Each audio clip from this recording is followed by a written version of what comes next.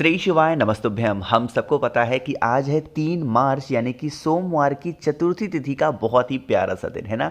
देखो, आज रात में अगर आपने या तो भगवान शिव के नाम की या तो माँ पार्वती के नाम की एक दीपक अपने घर पे चावल के दाने के साथ लगा दिया तो यकीन मानिए आपकी पूरी फैमिली, पूरा परिवार खुश रहेगा। और सबसे ज़्यादा अच्छी बात यह है कि आप सभी को इस उपाय के लिए कहीं भी जाने की कोई आवश्यकता नहीं है। अपने घर के अंदर ही आप इस उपाय को कर सकते हैं ना। बड़ा ही अलग सा, बड़ा ही प्यारा सा उपाय है। बट इस उपाय को सुबह के टाइम नहीं करना है, इस चीज़ का ध्यान रखिएगा, ठीक है ना।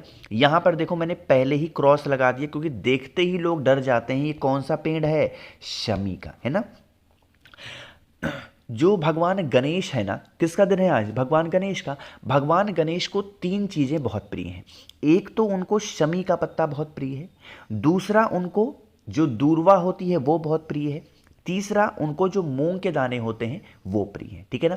अब आपको यहाँ पे नियम कहता है कि हमें एक शमी का पत्ता लेना चाहिए। कितने? एक शमी का पत्ता। अब मान लेते हैं शमी का पत्ता आपको नहीं मिलता है तो आप चावल के दाने का भी इस्तेमाल कर सकते हो, ठीक है ना। क्या करना है? एक ऐसी दिया लेना।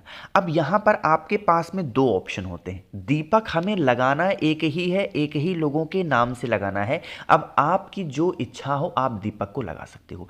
या तो आज के दिन आप दीपक लगाओगे भगवान शिव के नाम की, या तो आज के दिन आप दीपक लगाओगे मां पार्वती के नाम की।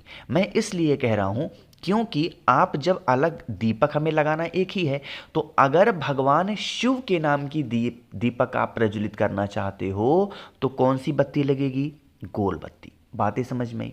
लेकिन अगर आप वहीं पे माँ पार्वती के नाम का दीपक लगाना चाहते हो तो बत्ती कौन सी लगेगी? लंबी बत्ती। मैं ये नहीं कहूँगा आप गोल लगाओ, लंबी लगाओ, लेकिन आपको लगाना एक ही दीपक है। जिसका मन करता हो, आप भगवान शिव के नाम की लगाना हो तो गोल बत्ती लगाना, आपको मां पार्वती के नाम की लगानी है तो लंबी बत्ती लगाना, ठीक है ना।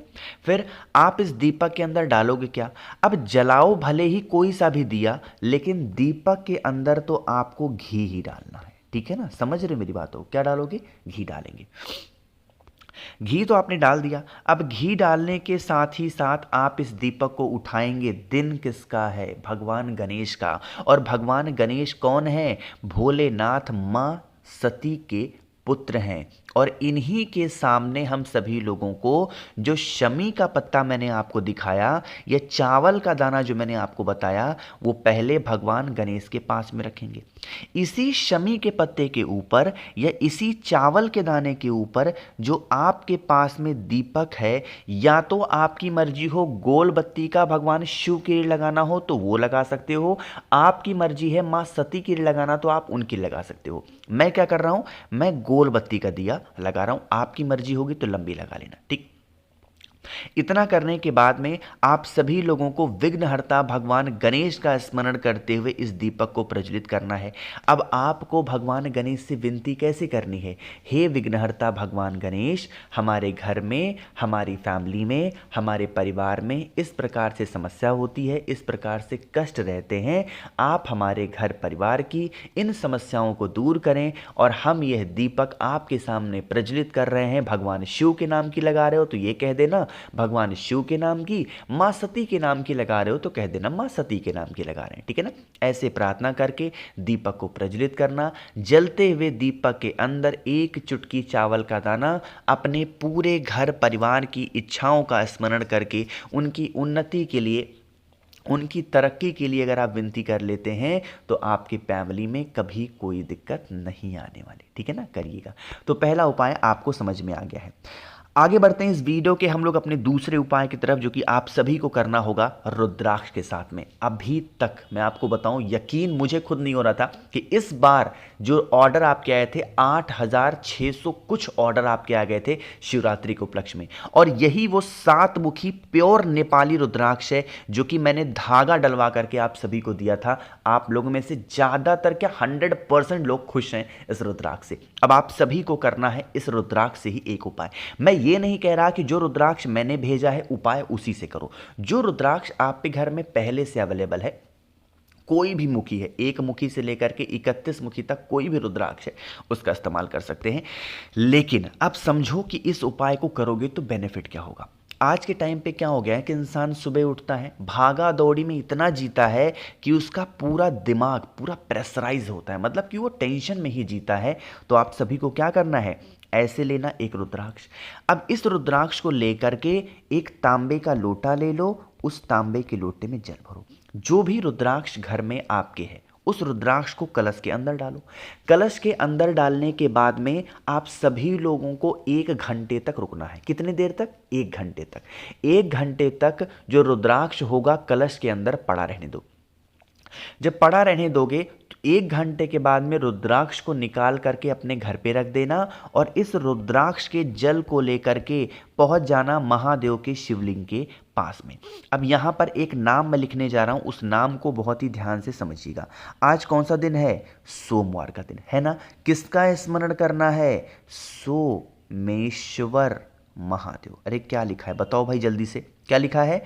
सोमेश्वर महादेव के नाम से रुद्राक्ष का जल महादेव के शिवलिंग के ऊपर चढ़ाएंगे और यही जल बहता हुआ जलाधारी से नीचे गिरेगा। जो भी व्यक्ति परेशान है इस जल का थोड़ा सा आचमनी ले जा करके अगर उस व्यक्ति को आप करा देते हैं तो वो व्यक्ति धीरे धीरे करके उसके टेंशन दूर होंगे। वो इंसान अगर डिप्रेशन में जा रहा होगा वो डिप्रेशन से दूर होगा और बहुत सारी प्रॉब्लम्स आपके घर परिवार की सॉल्व ज़रूर हो जाएंगी। ठीक है ना। करने की कोशिश करिएगा और करिएगा इस उपाय को, जिससे आपके घर में कोई भी संकट ना आए। एक चीज़ का और ध्यान देंगे, जब आप रुद्राक्ष को कलश में से निकाल करके अपने घर पे रखोगे ना तो उंगलियों से मत निकालना। अगर आपने जल भरे हुए कलश के अंदर अपनी उंगली डाल दी तो वह स्वीकार जल नहीं होता है महादेव के द्वारा। इस चीज़ का ध्यान रखिएगा। तो कभी भी कोई भी चीज़ कलश में से निकालो तो उंगली डाल करके नहीं, चम्मच ले लो, थोड़ी सी लकड़ी ले लो, कुछ भी ले लो, बट ऐसे निकाला करो। ठीक है ना।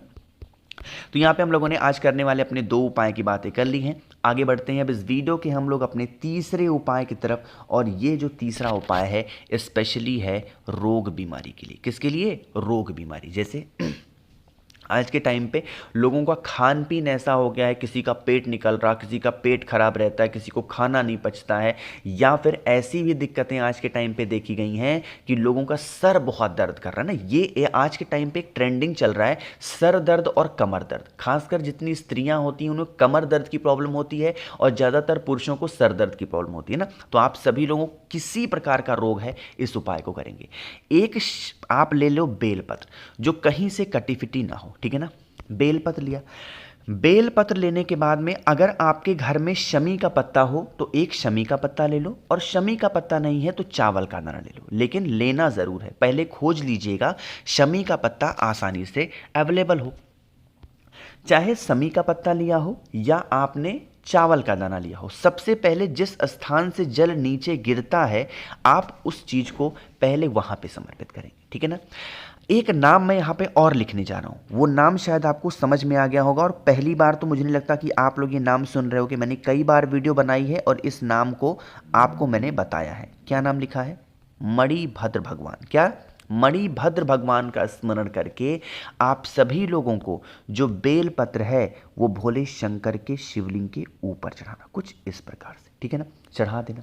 जब चढ़ाना तो अपनी घर में जो भी व्यक्ति परेशान रहता है उस परेशान व्यक्ति का स्मरण करना, महादेव से विनती करना। विनती करने के बाद में औषधि मांग करके इस बेलपत्र को उठा लेंगे। क्या मांग करके?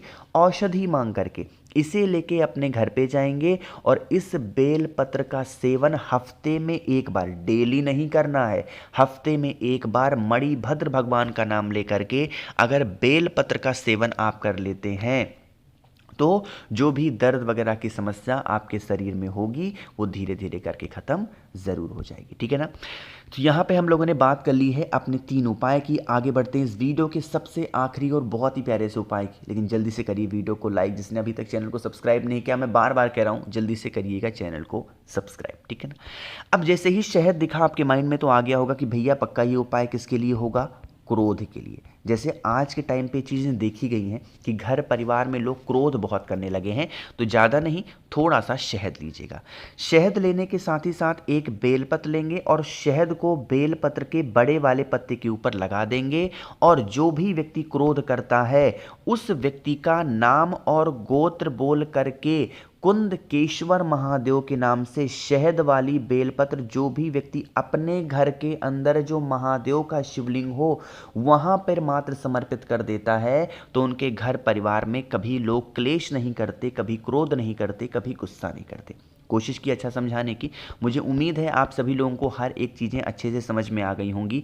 तो वीडियो पसंद आई हो तो लाइक करिएगा, कुछ पूछना है नीचे कमेंट सेक्शन में पूछ सकते हैं, और मेरे जितने भी भाई बहन आवाज़ आज मेरी पहली बार सुन रहे हैं, चैनल को ज़रूर सब्सक्राइब करेंगे। श्री शिवाय, नमस्तुभ्यं।